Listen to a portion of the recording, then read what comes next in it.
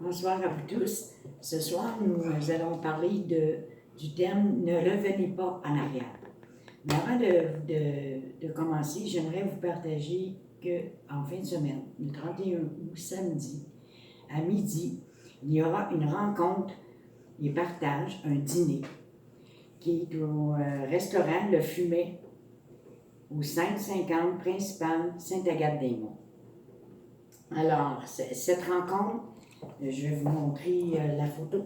C'est Jean-Serge Laliberté avec sa femme, Marie-Claire Fortin, qui sont les invités de cette rencontre, qui vont nous partager sur le thème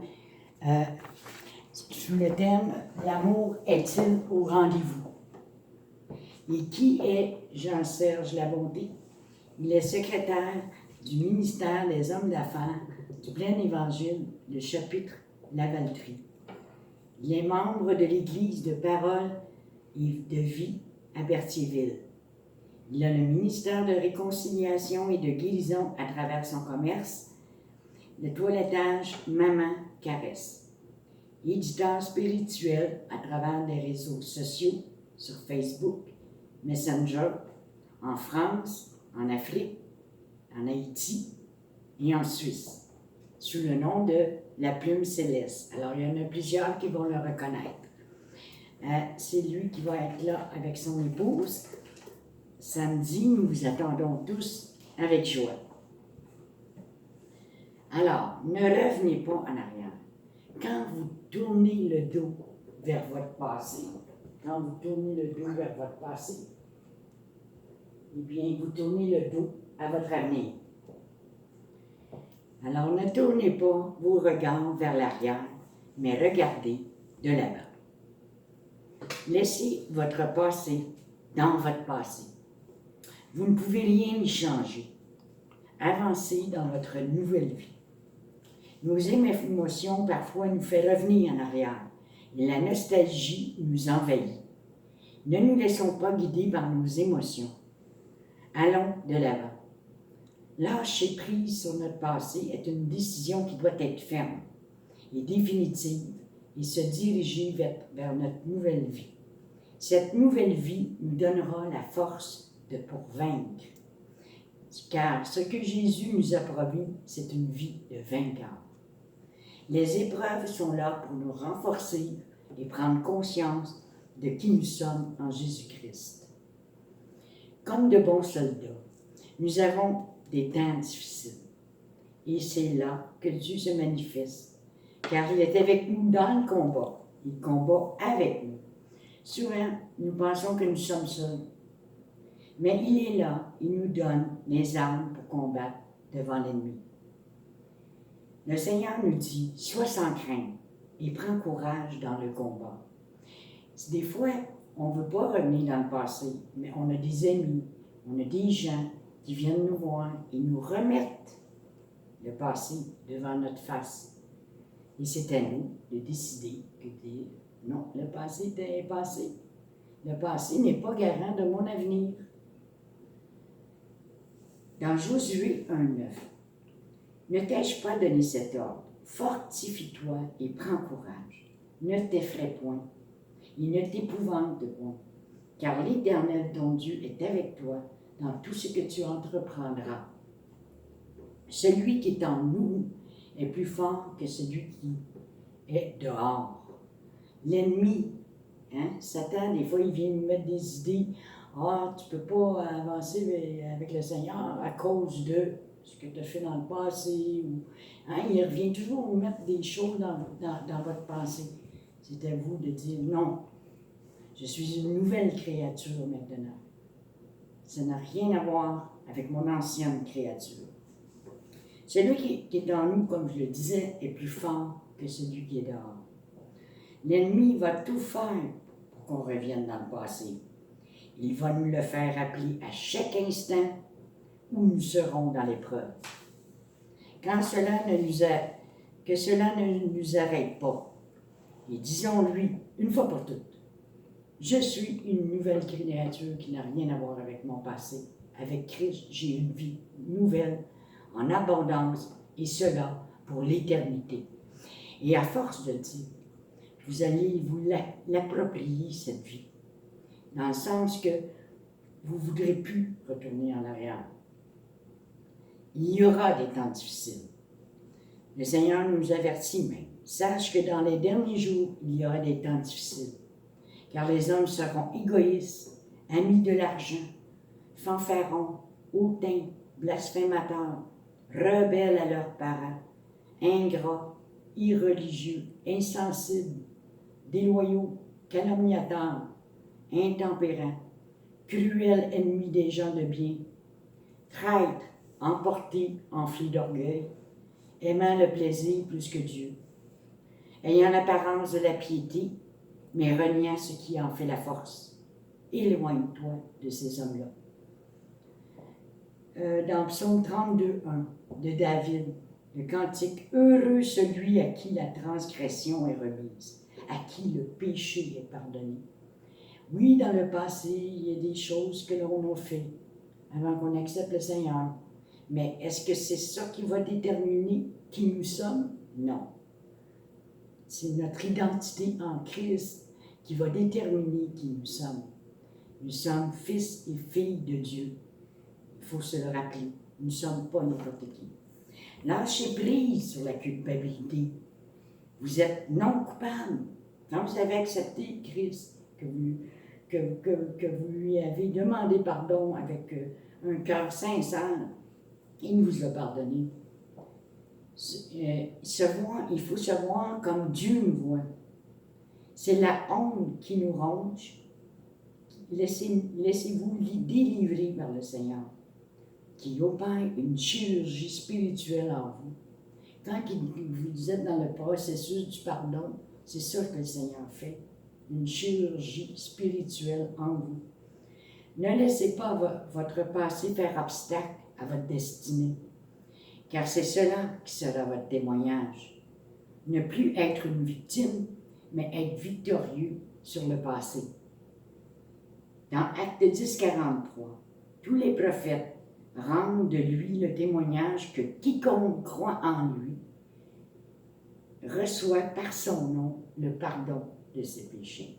C'est pardonné, c'est pardonné.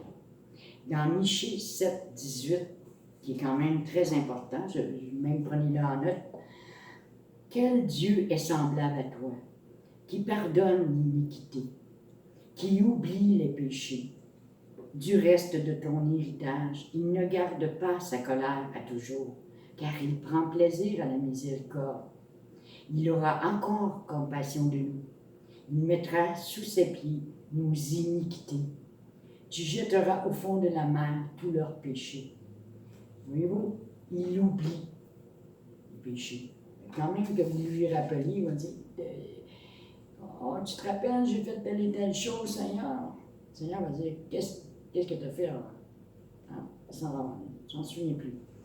Nous rendrons des comptes pour nous-mêmes à Dieu. Non pour nos péchés, mais de ce que nous avons fait pour l'œuvre qu'il nous a donnée à faire. S'il vous a donné une œuvre à faire et vous ne la faites pas, c'est de cela que vous allez avoir à rendre compte. Dans Jérémie 50:20, « En ces jours, en ce temps-là, dit l'Éternel, on cherchera l'iniquité d'Israël, et elle n'existera plus. Le péché de Juda ne se trouvera plus, car je pardonnerai au reste que j'aurai laissé. » Et Denis va nous lire dans le psaume 103, qui est un beau psaume, justement, qui parle de l'importance de ne pas revenir en arrière. Mon âme bénit l'Éternel, que tout ce qui est en moi bénisse son saint nom. Mon âme bénit l'Éternel, et n'oublie aucun de ses bienfaits. Celui qui pardonne toutes tes iniquités, qui guérit toutes tes maladies, c'est lui qui délivre ta vie de la fosse, qui te couronne de bonté et de miséricorde. C'est lui qui rassasie de bien ta vieillesse, qui te fait rajeunir comme l'aigle. L'Éternel fait justice, il fait droit à tous les opprimés. Il a manifesté ses voies à Moïse, ses œuvres aux enfants d'Israël. L'Éternel est miséricordieux et compatissant, lent à la colère et riche en bonté. Il ne conteste pas sans cesse. Il ne regarde pas sa colère à toujours. Il ne nous traite pas selon nos péchés. Il ne nous punit pas selon nos iniquités. Mais autant les cieux sont élevés au-dessus de la terre, autant sa bonté est grande pour ceux qui le craignent. Autant l'Orient est éloigné de l'Occident, autant il éloigne de nous nos transgressions. Comme un père a compassion de ses enfants, l'Éternel a compassion de ceux qui le craignent, car il sait de quoi nous sommes formés. Il se souvient que nous sommes poussière. L'homme, ses jours sont comme l'herbe, fleurie comme la fleur des champs. Lorsqu'un vent passe sur elle, elle n'est plus, et le lieu qu'elle occupait ne la reconnaît plus. Mais la bonté de l'Éternel dure à jamais pour ceux qui le craignent, et sa miséricorde pour les enfants de leurs enfants. Pour ceux qui gardent son alliance et se souviennent de ses commandements afin de les accomplir, l'Éternel a établi son trône dans les cieux, et son règne domine sur toutes choses. Bénissez l'Éternel, vous ses anges, qui êtes puissants en force et qui exécutez ses ordres, en obéissant à la voix de sa parole. Bénissez l'Éternel, vous tous ses armées, qui êtes ses serviteurs et qui faites sa volonté. Bénissez l'Éternel, vous tous ses œuvres, dans tous les lieux de sa domination. Mon âme bénit l'Éternel. Amen. Les choses anciennes sont passées. Le passé laisse toujours une marque. Et quand nous sommes libérés, cela nous fait plus mal. Ça nous fait plus mal. Il n'y a plus d'emprise sur nous. Votre passé n'est pas garant de l'avenir. Prenons l'exemple de l'apôtre Paul, qui a persécuté les chrétiens. Il ne revient pas en arrière. Hein? Il continue, même s'il est persécuté, il continue, il marche en avant. David aussi, qui fit tuer Uri pour prendre sa femme, Dieu lui a pardonné. Le problème, c'est l'influence que cela produit dans notre présent. Dans le temps que nous sommes dans le passé, nous ne sommes pas dans le présent. Et cela, souvent, est négatif. Dans Isaïe 43, 18, ne pensez plus aux événements passés. Et ne considérez plus ce qui est ancien. Voici, je vais faire une chose nouvelle, sur le point d'arriver. Ne la connaîtrez-vous pas? Je mettrai un chemin dans le désert et des fleuves dans la solitude. Et dans Matthieu 24, 13, mais celui qui persévérera jusqu'à la fin sera sauvé. Dans Jean 15, 1 à 8, que je vais vous lire. Allons voir dans Jean 15, 1 à 8. Je suis le vrai cep, et mon Père est le vigneron. Tout serment qui est en moi et qui ne porte pas de fruit, il le retranche. Et tout serment qui porte du fruit, il l'émonde, afin qu'il porte encore plus de fruits. Déjà vous êtes purs à cause de la parole que je vous ai annoncée. Demeurez en moi et je demeurerai en vous. Comme le sarment ne peut de lui-même porter du fruit, s'il ne demeure attaché au cep. Ainsi, vous ne le pouvez non plus, si vous ne demeurez pas en moi. Je suis le cep, vous êtes le sarment. Celui qui demeure en moi et en qui je demeure porte beaucoup de fruits. Car sans moi, vous ne pouvez rien faire. Si quelqu'un ne demeure pas en moi, il est jeté dehors, comme le sarment, et il sèche. Puis, on ramasse les sarments, on les jette au feu, et ils brûlent. Si vous demeurez en moi et que mes paroles demeurent en vous, demandez ce que vous voudrez, et cela vous sera accordé. Si vous portez beaucoup de fruits, c'est ainsi que mon Père sera glorifié et que vous serez mes disciples. Voyez-vous, vous demeurez en Jésus en tout temps. Lâchez prise sur votre passé et pardonnez-vous à vous-même vos erreurs que vous avez faites.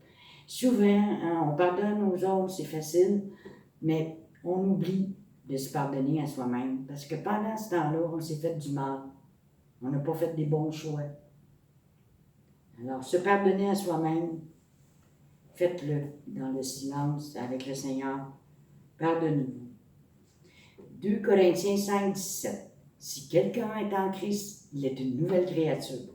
Les choses anciennes sont passées. Voici, toutes choses sont devenues nouvelles. Alors, entrez dans cette vie nouvelle. Ayez pour filtre vos pensées la parole de Dieu. Quand Jésus vient faire sa demeure en nous, nous sommes le reflet de sa gloire. C'est ce que nous sommes. Et dans 1 Jean 5, 4, parce que tout ce qui est né de Dieu triomphe du monde. Et la victoire qui triomphe du monde, c'est notre foi. Le danger de revenir en arrière, c'est d'y rester. Prenons l'exemple de la femme de Lot. Hein? Quand Sodome et Gomorrhe ont été détruits, elle s'est retournée, elle a regardé parce qu'elle avait la nostalgie, tout le monde peut-être qu'elle perdait, ou elle s'est retournée en arrière et elle est devenue une statue de sel. Prenons l'exemple dans Genèse 19, 26. Allons voir ce qu'il dit sur la femme de Lot.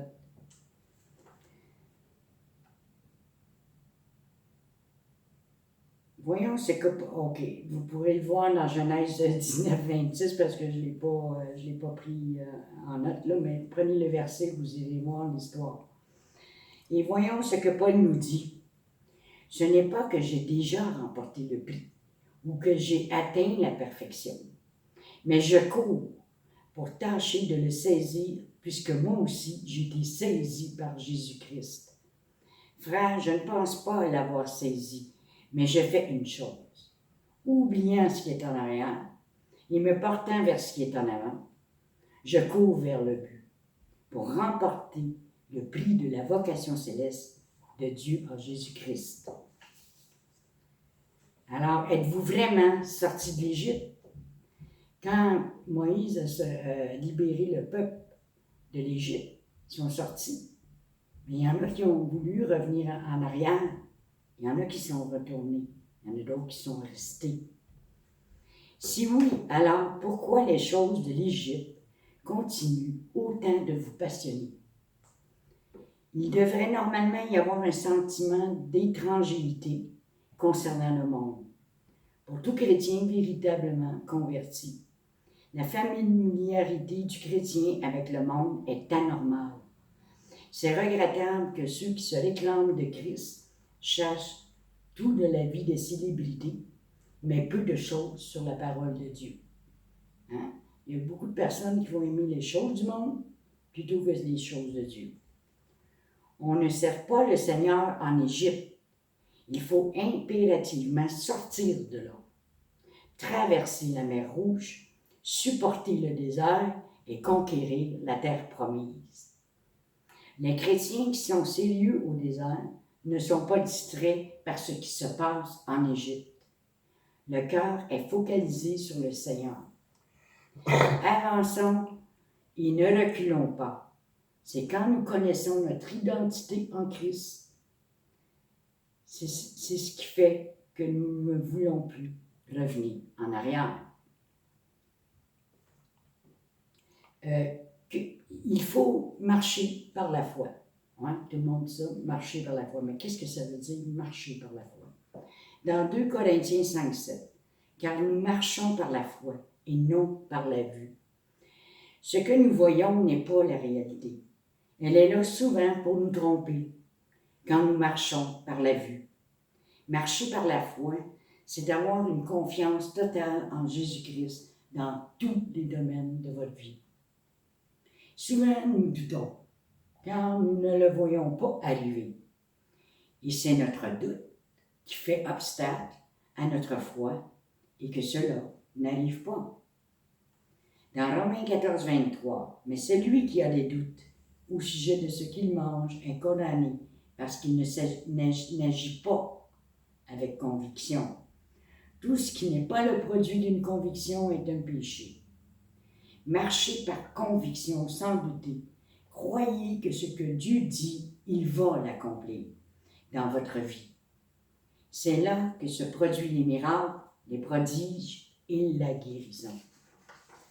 Dans Jacques 1,6, mais qu'il la demande avec foi, sans douter, car celui qui doute est semblable au flot de la mer, agité par le vent et poussé de côté et d'autre.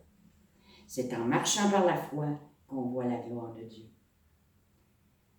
Dans Jean 10, le voleur ne vient que pour dérober, égorger et détruire. Moi, je suis venu afin que les brebis aient la vie et qu'elles soient dans l'abondance. Et cette promesse, elle est là pour tous ceux qui croient en Jésus. L'ennemi, lui, il vient juste vous ramener tel que vous étiez avant pour pouvoir vous empêcher d'entrer dans la destinée que le Seigneur a prévue pour vous. Prenons l'exemple du fils prodige qui est revenu chez son père. Hein? Il a vécu dans le monde, il a tout dépensé son argent, puis là il s'est dit, moi j'étais bien à la maison. Et il est revenu. Alors pour nous aussi, il est grand temps de revenir à la maison. J'ai une prière ici que j'aimerais faire avec vous. J'ai vu cette prière sur Facebook et cela m'a interpellée parce que ça va très bien avec de ne pas revenir en arrière. Donc, si prenez un temps, fermez les yeux, je vais prier pour cela. J'arrête de vivre dans le passé. Seigneur, j'ai besoin d'être libéré de l'emprise du passé dans ma vie. Je sens que j'y reste trop attaché. Je vis dans une nostalgie permanente. Je vis aujourd'hui avec des pensées d'hier. Aide-moi à me détacher du passé. Tu es le Dieu du maintenant. Je saisis cette opportunité afin de vivre une vie remplie d'expériences et de victoire dans le nom de Jésus-Christ de Nazareth. Amen. Alors, soyez tous bénis, mes amis, et ne revenez plus en arrière. Et je fais un petit rappel, n'oubliez pas, le dîner rencontre et partage en fin de semaine, samedi, pour le restaurant Le Fumet, 550 principal à Saint-Agathe. Denis et moi, nous vous attendons avec joie. Soyez tous bénis.